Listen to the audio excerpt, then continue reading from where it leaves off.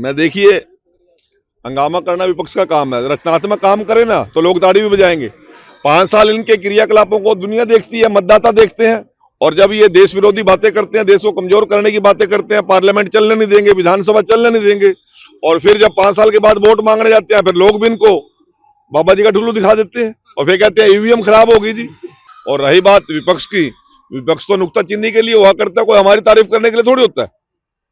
परंतु जब विपक्ष को देश के प्रधानमंत्री जी और देश के वित्त मंत्री जी सुझाव देने के लिए आमंत्रित करते हैं, जब उनसे सुझाव मांगते हैं तो वो मैदान छोड़ के भाग जाते हैं। ना तो लिख के सुझाव देंगे, फिर आके लास्ट में कहेंगे जी नीरस बजट है जी, कमजोर बजट है जी, लाचार बजट है जी। अरे भाई, आपके पास 4 पॉइंट, 4 फिगर और 4 वाक्य के अलावा और क्या है देश के लिए? पक्ष कह रहा है, आप क्यों बोल रहे हो उस बात को? आपने तो बजट पढ़ा होगा, फिर आप तो तारीफ करो ना। हम तो कर रहे हैं जी। देश का इतना अर्थव्यवस्था को मजबूत करने वाला बजट, 2047 में विकसित भारत ही नहीं, पूरी दुनिया का सिरमौर भारत बने, उस सोच को लेकर मोदी जी ने जो सपना देखा है, उसकी सारी झलक इस बजट में नजर आ रही है। चाहे सेमीकंडक्टर की बात है, चाहे कृषि क्षेत्र के अंदर देश की एक क्रांति की बात है, एआई की बात है, स्पोर्ट्स की बात है, हमारे धार्मिक और पुरातत्व स्थलों का सुधारीकरण और उनके विकसित करने की बात है, देश के जलमार्गों को विकसित करने की बात है, देश की सीमाओं की सुरक्षा के लिए जो बजट का प्रावधान किया गया, देश की प्रौद्योगिकी और साइंस और टेक्नोलॉजी को मजबूत करने के लिए जो बजट का प्रोविजन किया गया, देश की स्वास्थ्य, शिक्षा और सुरक्षा, सभी चीजों पर देश के प्रधानमंत्री जी और वित्त मंत्री जी ने ध्यान रखा है। और 2047 का जो विकसित भारत का स्वप्न नरेंद्र मोदी जी ने जो लोगों को सामने एक विजन रखा है, उसकी शुरुआत, उसकी फाउंडेशन इस बजट से रखी गई है। और रही बात विपक्ष की, विपक्ष तो नुक्ताचीनी के लिए हुआ करता है, कोई हमारी तारीफ करने के लिए थोड़ी होता है। परंतु जब विपक्ष को देश के प्रधानमंत्री जी और देश के वित्त मंत्री जी सुझाव देने के लिए आमंत्रित करते हैं, जब उनसे सुझाव मांगते हैं तो वो मैदान छोड़ के भाग जाते हैं। ना तो लिख के सुझाव देंगे, फिर आके लास्ट में कहेंगे जी नीरस बजट है जी, कमजोर बजट है जी, लाचार बजट है जी। अरे भाई, आपके पास 4 पॉइंट, 4 फिगर और 4 वाक्य के अलावा और क्या है देश के लिए?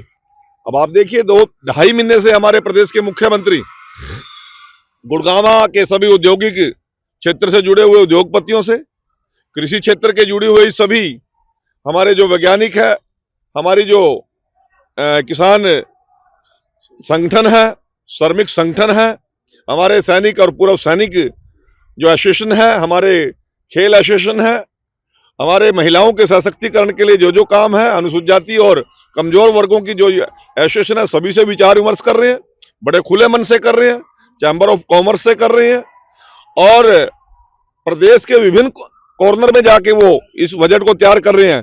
परंतु हमने रेड बिशप के अंदर मीटिंग बुलाई, सभी विपक्ष के लोगों को आमंत्रित किया, एक भी नहीं पहुंचा। का सर्दी आज ज्यादा नहीं मन दे, परंतु जिस दिन बजट पेश हो जाएगा फिर कहेंगे स्वाद नहीं आया जी बजट में। अरे, सुझाव तुम्हारे के पास देने नहीं, और भाई सरकार में तुम हो नहीं, आगे तुम्हें कोई संभावना लगती नहीं, तुमने स्वाद क्यों आएगा भाई? स्वाद तो उनको आएगा जो अंतिम पायदान पर जो लोग खड़े हैं, उनकी सुरक्षा और चिकित्सा और शिक्षा के लिए, गरीब के बच्चे के पेट में रोटी भी हो, तन पे कपड़ा भी हो, पाँव में जुत्ती हो, शिक्षा, दवाई, न्याय हो, उन लोगों को आनंद आ रहा है मोदी जी और नायब सिंह सैनी जी की सरकार में। और विपक्ष अपनी नुक्ताचीनी करे, कोई फर्क नहीं। और मैं तो कहता हूं कि इनको लंबे समय तक नुक्ताचीनी करने का, विपक्ष में रहने का अवसर मिले, ऐसी मैं आप लोगों के माध्यम से ये उन लोगों को विश्वास देना चाहता हूँ। आपकी विधानसभा में दुष्यंत चौटाला आए थे और वो कह रहे हैं कि हरियाणा के मुख्यमंत्री का हरियाणा पे फोकस नहीं, पंजाब पे ज्यादा फोकस है। आपके शाहबाद विधानसभा में नहीं, पता नहीं कहाँ कहाँ कौन कौन जाता है, इससे क्या फर्क पड़ता है? मंत्री जी, लोकसभा सदन में काफी हंगामा, राहुल गांधी एक मैगजीन का आर्टिकल पढ़ रहे थे। मैं देखिए, हंगामा करना विपक्ष का काम है। रचनात्मक काम करे ना तो लोग ताड़ी भी बजाएंगे। 5 साल इनके क्रियाकलापों को दुनिया देखती है, मतदाता देखते हैं। और जब ये देश विरोधी बातें करते हैं, देश को कमजोर करने की बातें करते हैं, पार्लियामेंट चलने नहीं देंगे, विधानसभा चलने नहीं देंगे, और फिर जब 5 साल के बाद वोट मांगने जाते हैं, फिर लोग भी इनको बाबा जी का ठुल्लू दिखा देते हैं और फिर कहते हैं ईवीएम खराब होगी जी, फिर कहते हैं जी वोट चोरी होगी जी, फिर कहते हैं सरकार चोरी होगी। अरे, 5 साल आपके किस प्रकार से क्रियाकलाप रहते हैं, लोगों के प्रति आपकी क्या जवाबदेही है, लोगों के प्रति आपका क्या विश्वास है, लोगों के लिए आपके पास क्या प्रोग्राम है, वो तो बताएंगे नहीं। परंतु 5 साल के बाद वोट मांगने जाएंगे, और वोट भी सारी जगह नहीं मांगते, सिर्फ 40 हल्के मांग का है, 44 हल्के मतलब वोट मांगने में जाते हैं ये लोग। यार, national kho kho boys and girl का यहाँ 4 दिन से आयोजन चल रहा है।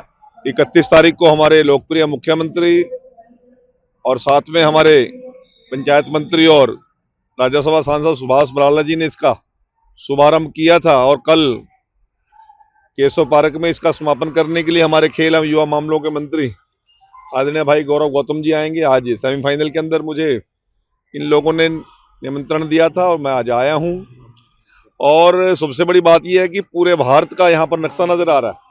34 स्टेटों के 68 टीमें लगातार 5 दिन से यहाँ पर हैं। और मैंने एक एक बच्चे से अकेले में पूछा कि व्यवस्थाएं कैसी लगी, वो कहते हैं कि जबरदस्त। मैंने पूछा कुरुक्षेत्र कैसा लगा, कहते हैं जी जबरदस्त। तो ये यादें बच्चों की लंबे समय तक नहीं, अंतिम समय तक दिमाग में बैठी रहती हैं। और जिस प्रकार कुरुक्षेत्र की छवि पूरे देश में नहीं पूरी दुनिया में बनी है, ये छवि इन बच्चों के दिलो दिमाग में बसी रहे और इनके दिमाग में कुरुक्षेत्र का बहुत ही भव्य स्वरूप रहे। ऐसी यहाँ पर सभी धार्मिक स्थानों पर घूमने की भी इन बच्चों के लिए व्यवस्था की गई है। और मैं आयोजन समिति की सारी टीम का आभार प्रकट करता हूँ और बहुत बहुत शुभकामनाएं देता हूँ, क्योंकि खेल से जहाँ बच्चों का विकास होता है वहाँ बुरी संगत से बच के वो अच्छे नागरिक की भूमिका अदा करते हैं। इन्हीं बच्चों में से कोई देश का सैनिक भी बनेगा, कोई देश का अधिकारी भी बनेगा और कोई स्पोर्ट्स क्षेत्र में जाकर देश का नाम पूरी दुनिया में रोशन करने का काम करेगा। इस आयोजन समिति की पूरी टीम को इस भव्य आयोजन के लिए बहुत बहुत बधाई, बहुत बहुत शुभकामनाएं।